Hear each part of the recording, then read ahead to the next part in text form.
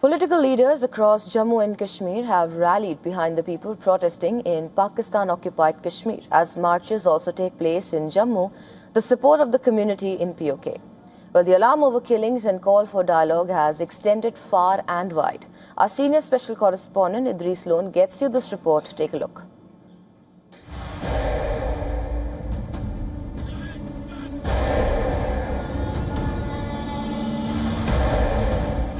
The visuals from Pakistan-occupied Kashmir in the past few days and even now has triggered global shock.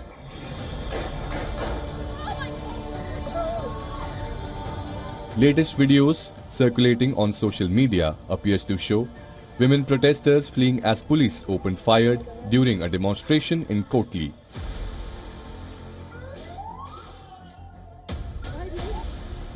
"50 women were reportedly injured as police resorted to lathi charge, pellet guns and tear gas shells.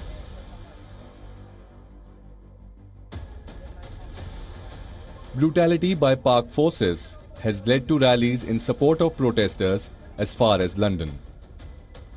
Hundreds marched from Hyde Park to the Pakistan High Commission in London, raising slogans in support of people of POK.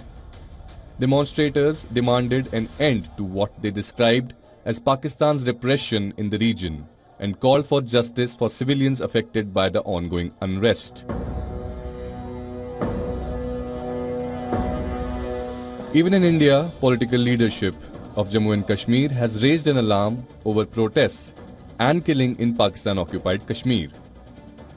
People's Democratic Party President Mehbooba Mufti has condemned Pakistan's use of force against peaceful demonstrators and called for a humane and dialogue-based approach to resolving the crisis. Mainstream political parties, along with other leaders in Jammu and Kashmir, have displayed rare unanimity in denouncing the developments across the line of control. From National Conference President Farooq Abdullah and PDP Chief Mehbooba Mufti to separatist voices, there is a broad consensus that the use of lethal force against peaceful protesters is unacceptable. Mufti described the images emerging from across the LOC as heart-wrenching and urged the Pakistani government to abandon the use of force in favor of dialogue. On July 29th, National Conference President and former Jammu and Kashmir Chief Minister Farooq Abdullah appealed to the government of India to break its silence over the reported killings in Pakistan-occupied Kashmir. If the government of India considers Pakistan-occupied Kashmir an integral part of the country, why is it silent? It should raise its voice regarding the killings and the hardships faced by the people there. No official statement from New Delhi on the issue.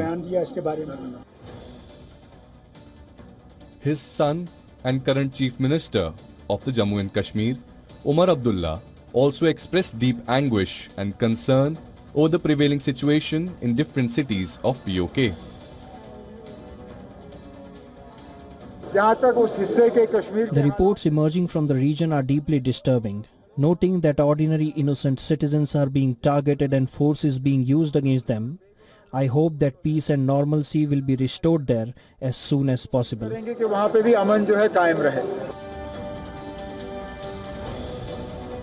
Demonstrations also took place in Jammu, where the POK displaced community held protest and criticized the silence on human rights violations in Pakistan-occupied Kashmir.